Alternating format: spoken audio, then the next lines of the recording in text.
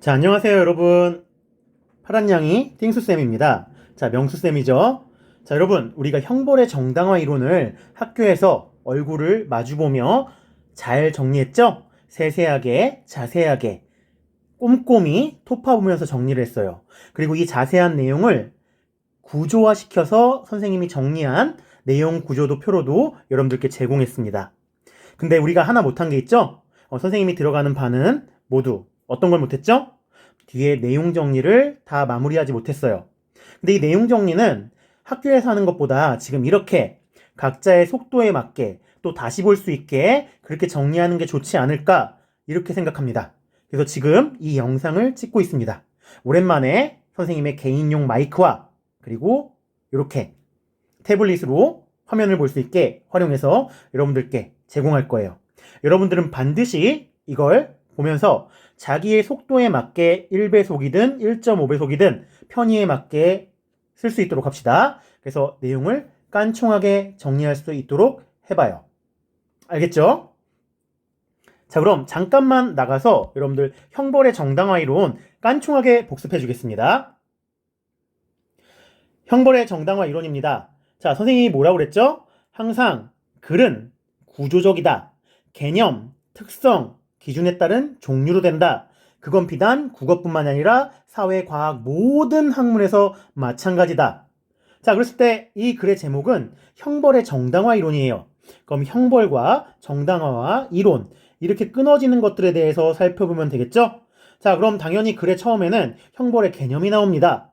국가기관이 법률을 어긴 사람에게 박탈한다는 거죠. 재화, 돈이나 가진 재산, 자유, 신체 자유를 박탈하고요. 감옥에 넣으면 그렇게 되겠죠? 행복 추구의 자유를 박탈합니다. 벌금을 물리거나 하면은 그만큼 자기가 뭘 할 수 있는 행복 추구의 자유는 사라지잖아요. 그리고 가장 심한 걸로 생명을 박탈할 수 있겠죠? 이걸 우리는 사형이라고 합니다. 자, 그럼 형벌의 특징은 무엇이냐?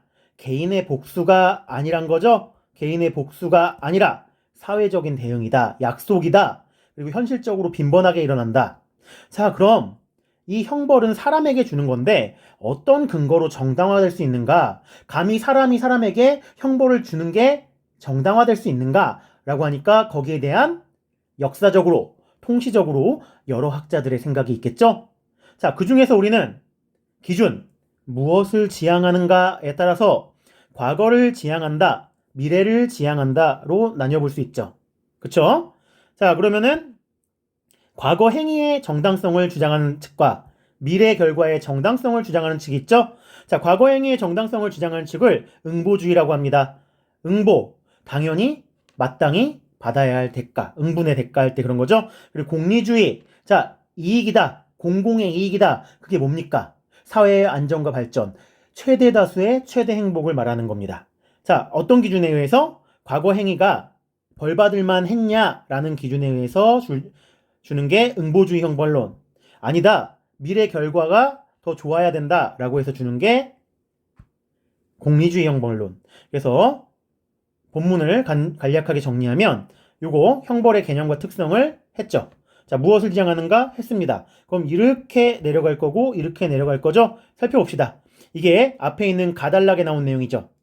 과거 행위가 정당화될 수 있는가 했을 때 응보주의의 개념, 과거 행위가 그릇된 행위다. 그럼 당연히 형벌은 정당화된다. 형벌에 응분을 가진다고 표현됩니다.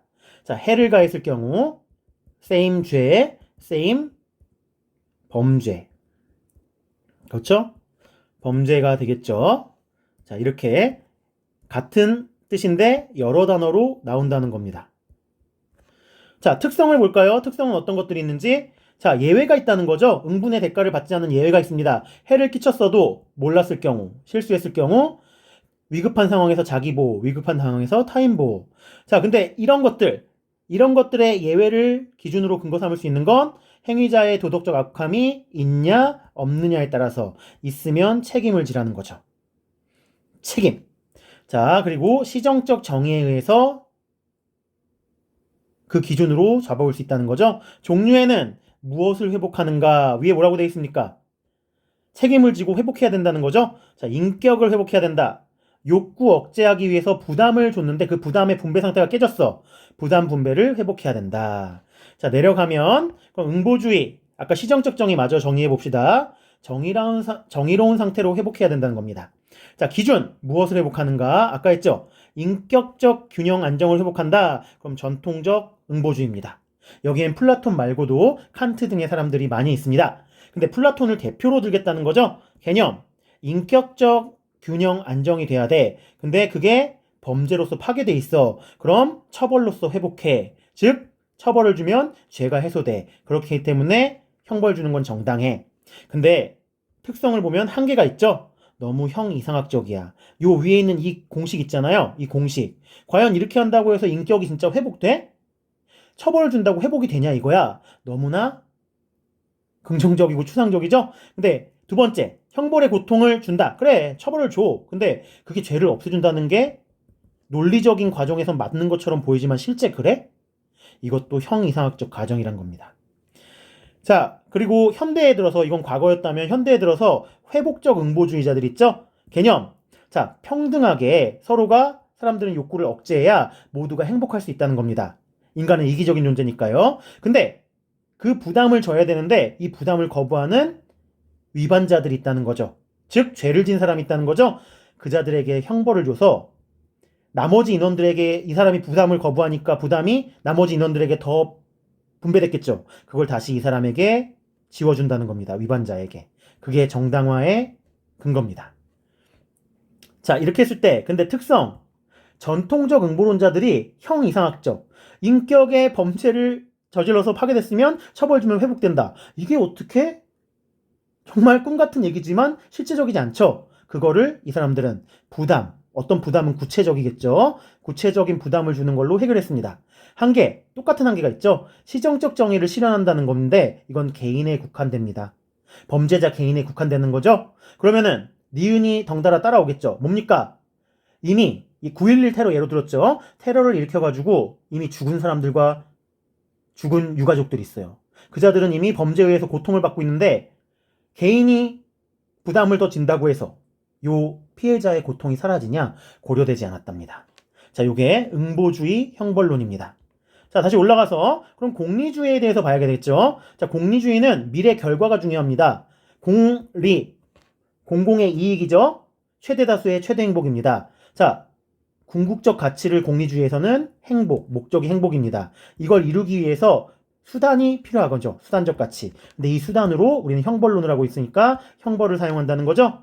자, 목적, 사회 전체의 이익 달성, 개인과 사회의 궁극적 가치, 즉 행복, 이익이 총량, 양으로 측정할 수 있다는 거예요. 양이 많아져야 돼. 그걸 위해서 형벌이 필요하다는 거죠. 그럼 형벌은 정당해. 이익과 가치를, 행복을 올리면. 자, 그럼 특성을 볼까요? 자, 형벌은 사회 안정 질서 유지를 위한 불가결한 것. 그러니까 사회의 존립 안정이 더 이루어질수록 많은 가치를 추구하기 가능한 사회가 된다는 거죠. 그래서 전체 가치 총량은 늘어납니다. 사회 전체의 이익은 늘어납니다. 행복은 늘어납니다. 형벌을 통해서 늘릴 수 있습니다. 자, 구체적 방식에는 예방이란 방식을 활용하는데요. 자, 예방에는 기준은 있습니다. 개인적 예방인가, 개인에게 하는 예방인가, 집단에게 하는 예방인가, 개인에게 하는 예방은 특별 예방, 집단은 일반 예방. 개념, 범죄자의 자유를 박탈합니다. 즉 범죄 저지른 사람의 자유를 박탈해서 다시는 재발하지 못하게 만들고, 자, 일반 예방, 나머지 사회 구성원들이 이 범죄자를 관찰합니다. 어떤 특성이 있어요? 아, 저렇게 되면은 자유를 잃고 박탈당하는구나, 범죄 저지르지 말아야지 하는 전체 예방이 있습니다. 하지만 이것 또한 한계가 있죠. 부정의한 형벌은 합리화될 수 있습니다. 일벌백계, 한 사람한테 무지막지한 형벌을 내려서 모두가 못하게 하기, 연좌제, 가족에게 책임을 묻고 친척에게 책임을 묻는 거죠. 범죄자 외에. 그래서 못하게 만들어요. 피해가 온다는 것 때문에. 자, 집단에게 책임 물리기, 선생님이 홀로코스트 얘기했죠. 자, 니은, 근데 이것들은 필연적으로 이걸 낳습니다. 가혹한 일방적 희생을 요구합니다. 형벌받는 사람들에게. 자, 이렇게 했을 때 이 글이 어렵지 않은 이유는 뭡니까? 읽을 땐 어렵지만 항상 개념, 특성, 기준에 따른 종류로 나뉘어진다는 똑같은 틀이에요. 뒤에 가도 개념, 특성, 종류, 개념, 특성, 종류. 그쵸? 자, 내용 정리 끝입니다.